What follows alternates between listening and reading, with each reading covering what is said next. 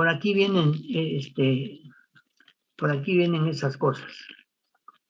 Entonces dice las escalas musicales,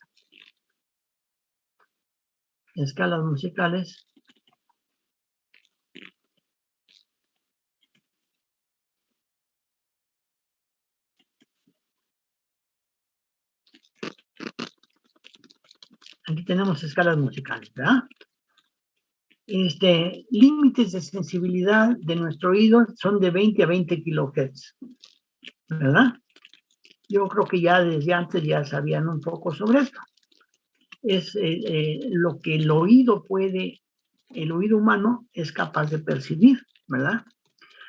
Teniendo en cuenta que el oído humano puede diferenciar sonidos con un hertz de diferencia, yo puedo poner un sonido y con un hertz de diferencia y puedo percibir que ya cambió, hay una diferencia en la percepción. Esa es una cualidad de mi oído, de poder percibir diferentes cambios así en la frecuencia. Es muy importante tomar en cuenta esto.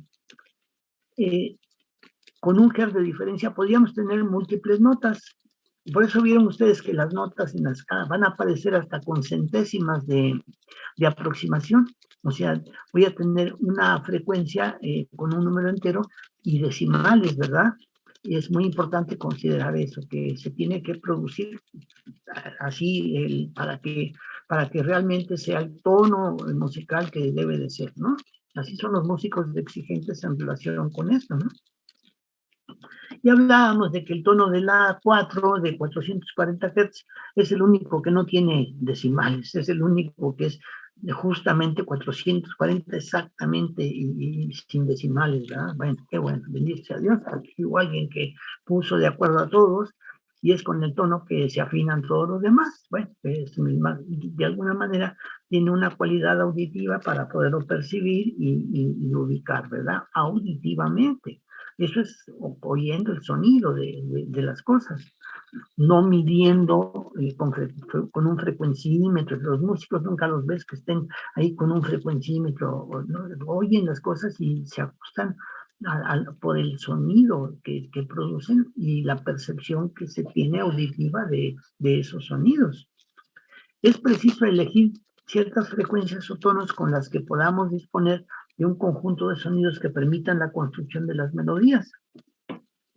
La gama usual de frecuencias de los sonidos musicales es considerablemente más pequeña que la gama audible, siendo el tono más alto de un piano el de la frecuencia 13.186 Hz, el tono más alto que produce un piano. Hasta la derecha, la última teclita que vean ustedes, son 13.000 Hz. Este valor podemos considerarlo como el límite superior de los tonos fundamentales.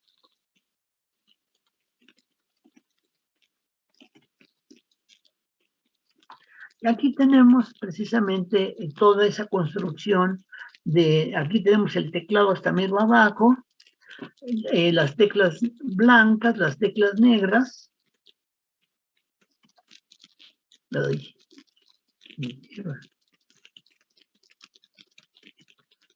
Las teclas blancas y las teclas negras y el valor de la frecuencia de cada uno de ellos. Fíjense cómo aparecen con decimales y por aquí anda el tono de 440 en la parte central, como en este caso aquí, por aquí así, anda el tono de 400, cercano aquí. Aquí está el tono de 440, es una tecla blanca y luego aparecen junto a la tecla blanca dos teclas negras y sus valores de frecuencias. Esa es la parte central de mi teclado, ¿no? Estamos hablando de esa octava. Origen de las escalas. En música es muy importante la relación que existe entre la frecuencia de los distintos sonidos.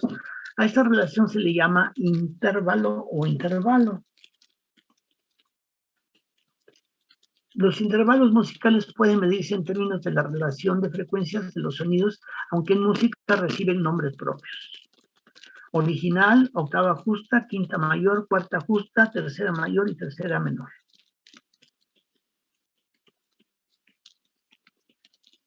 El nombre de las notas. El italiano Guido de Arezzo en 995 al 1050, en plena Edad Media, en el año 1026, introdujo el pentagrama e inventó la escritura de las notas. Hizo la primera sílaba de cada verso de un himno dedicado a San Juan, que decía, todo esto que está aquí, es el himno.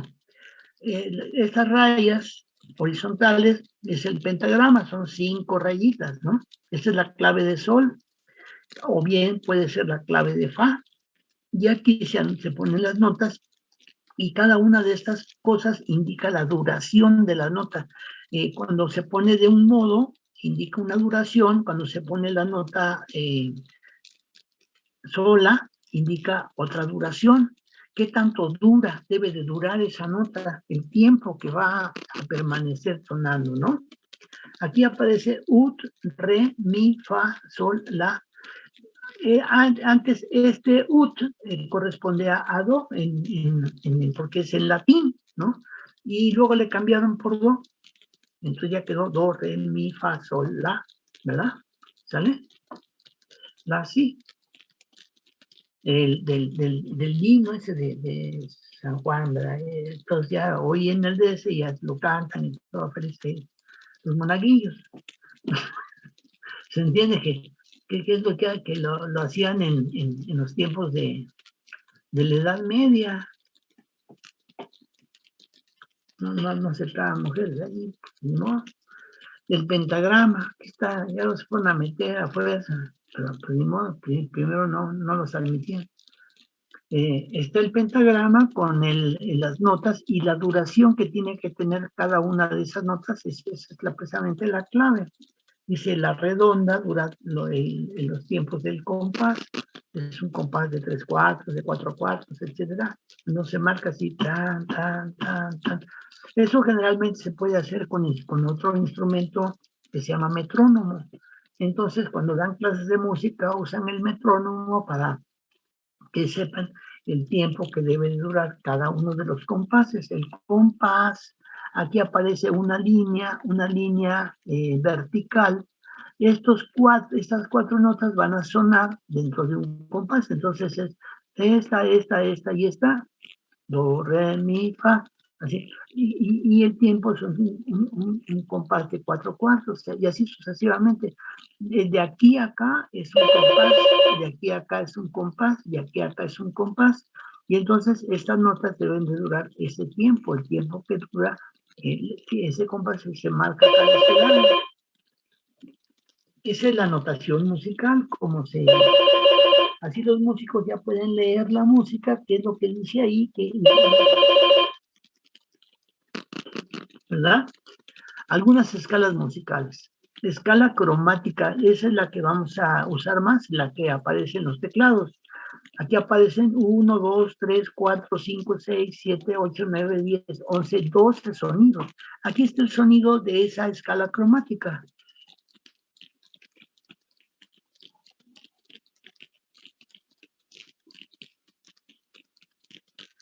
A ver si quiere. Bueno, ya no quiso.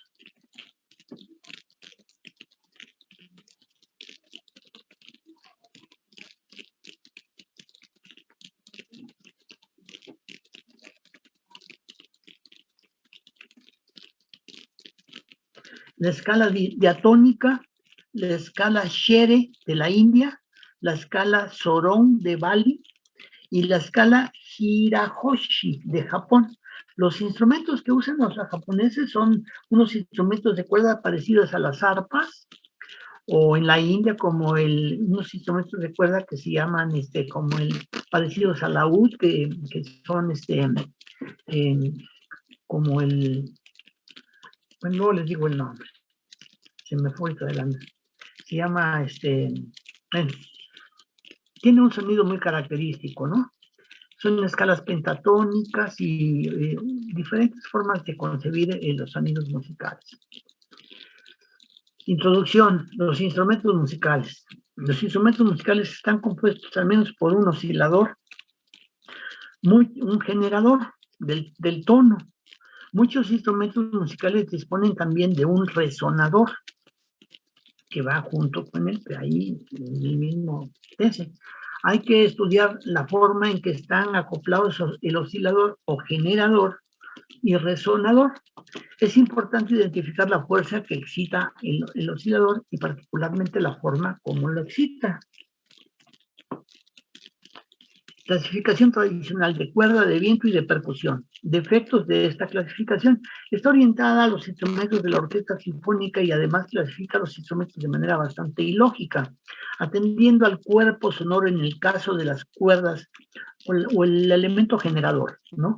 A la fuerza activante de los vientos y a la acción que produce el sonido en el caso de la percusión. De ahí que hay otra clasificación. Esta es la clasificación de Sachs y Horn-Bosch, este es del año de 1914, nomás imagínense, hace más de 100 años, ya que tenían la intención los de ponerse de acuerdo en algo, ¿verdad? A ver si aerófonos, cordófonos, idófonos, membranófonos y electrófonos. Esos son los instrumentos cuya generación del tono lo produce un circuito electrónico o un circuito eléctrico en un momento dado. Esta clasificación es mucho más precisa ya que tiene en cuenta los principios acústicos que hacen sonar los diferentes instrumentos. Y en la actualidad ya existe una gran evolución sobre los electrófonos de tipo digital, no solamente de señales analógicas, sino de manera digital. Hay muchos órganos electrónicos, eléctricos que se hicieron con sonidos analógicos, pero actualmente se manejan mucho más los digitales o el MIDI, ¿no? El MIDI. Que vamos a tratar de ver algo de eso. Algo. Bien. Principios de funcionamiento. Ondas estacionarias en una cuerda con extremos fijos. Aquí tenemos la cuerda, los extremos están fijos, tenemos un nodo en cada uno de los extremos y aquí la parte de mayor amplitud. Lambda sobre 2 es igual a la longitud de la cuerda. Aquí tenemos el primer armónico y el segundo armónico. Aquí tenemos la representación de la onda que produce la cuerda al vibrar, que está sujeta por los dos extremos, y aquí se ve la forma de excitación. Esto es lo que veíamos en el simulador que estuvimos viendo de Java. La fórmula para calcular la frecuencia de resonancia, entonces, es n, el número de armónica, entre 2L, L la longitud de la cuerda, multiplicado por la raíz cuadrada de la tensión, entre mu. Mu es la masa por unidad de longitud. Aquí vemos que cuando una cuerda se excita en alguno de estos puntos de la cuerda, ¿verdad? Produce toda esta contenido armónico que aparece aquí, ¿verdad? Va produciendo todo esto. En un violín, en las tapas o anterior o posterior, se observan estas vibraciones y lo que se hace aquí es verlo mediante el método de figuras de Chladni, patrones de Chladni, los modos de resonancia que se representan como las líneas nodales en donde se acumula la arena o sustancia granular que se maneja para esas cosas. Se ha usado muchísimo en los instrumentos musicales para poder definir las zonas de vibración mayor, la parte donde donde la tapa vibra más y en donde hay nulos. En esta parte no hay vibración. Aquí generalmente se pueden colocar algunas cosas. Por ejemplo, estos puntos donde la cuerda va a terminar, aquí, ¿verdad? Pues se eligen de manera que aquí queden sobre de una línea nodal.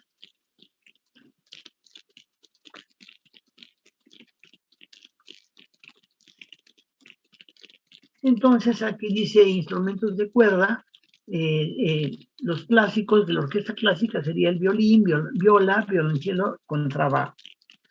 Otros instrumentos de cuerda, arpa, clavecímbalo, laúd, clavecín y guitarra. La guitarra que pues poco a poco ha ido cobrando mucha presencia y pues como ya hay conciertos para guitarra y todo eso, pues no, pues ya no tuvieron más remedio que incluirla, pero antes no lo incluían en las orquestas clásicas. porque esto llegó, digamos, vino, pero las personas que tocaban guitarra, pues eran prácticamente los gitanos y gente así nada más. Y después dijeron, pues mira, pues vamos a irla incluyendo también en la orquestación clásica, ¿verdad? Hay un concierto precioso que se llama el Concierto de Aranjuez, que a mí me chifla, ¿verdad? Porque son muy aficionados a la guitarra y todo eso, y pues si ustedes un día lo oyen, se llama el Concierto de Aranjuez, pues verán nada más qué presencia tan grande tiene ya la guitarra en la música clásica. Instrumentos de viento. Principios de funcionamiento. Constan de uno o varios tubos sonoros, los cuales contienen una columna gaseosa capaz de producir el sonido al ser convenientemente excitada. Las vibraciones del gas contenido en un tubo sonoro son longitudinales y de igual manera que en las vibraciones transversales de las cuerdas se siguen formando ondas estacionarias.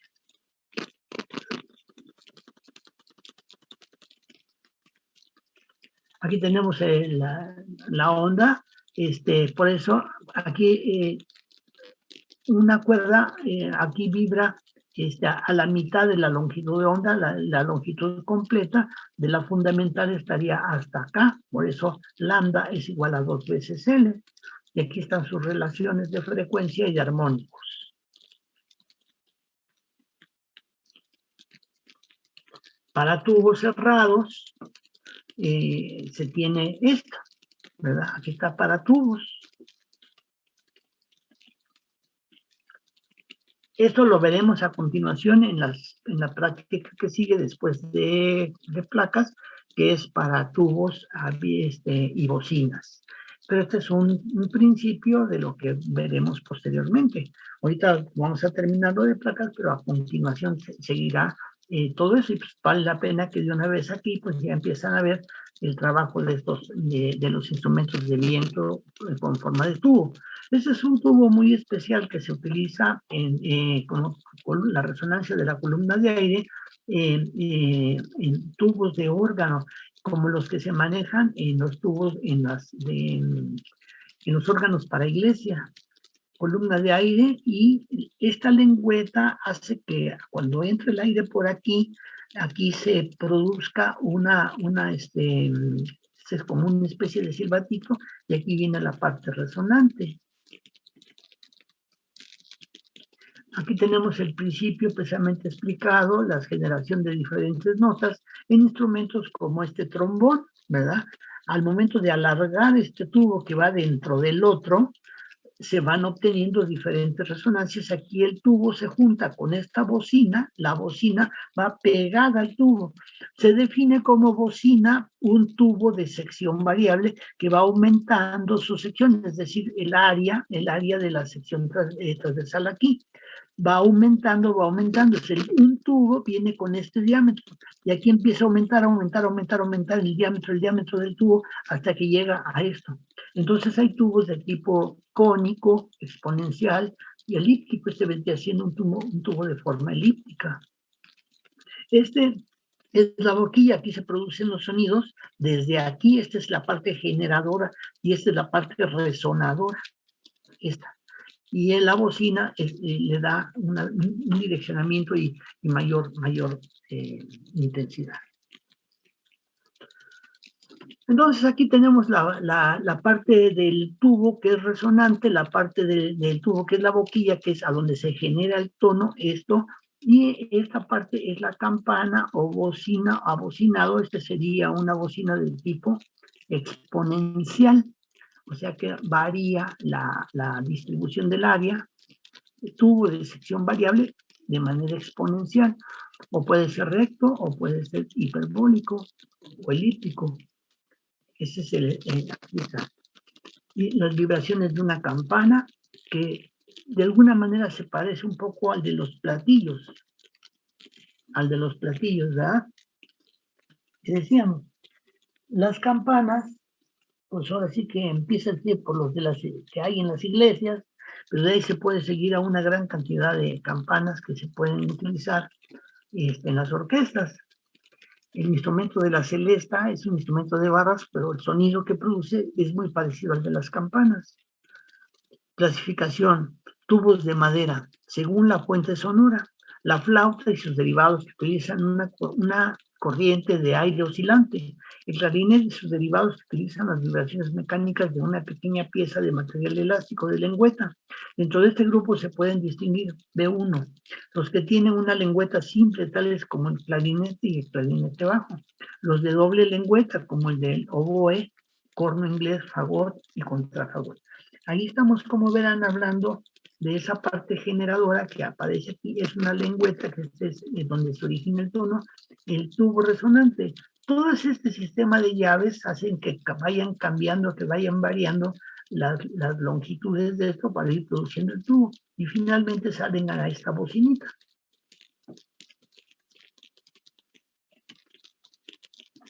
Tubos de metal. Hay una gran diferencia en el timbre que se produce, o en armónicos que se producen diferentes cuando el instrumento es metálico que cuando el instrumento es de madera. Eso le da una característica distinta. Aunque se esté produciendo el mismo tono musical, si es metálico suena diferente a cuando es de madera. Eso cualquiera lo puede percibir.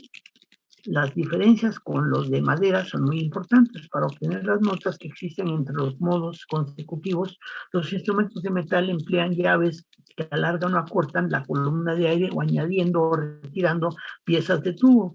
Al contrario que en los de madera, donde se tapaban o destapaban agujeros. Los instrumentos de metal utilizan muchos más modos de resonancia que la columna de aire que los de madera.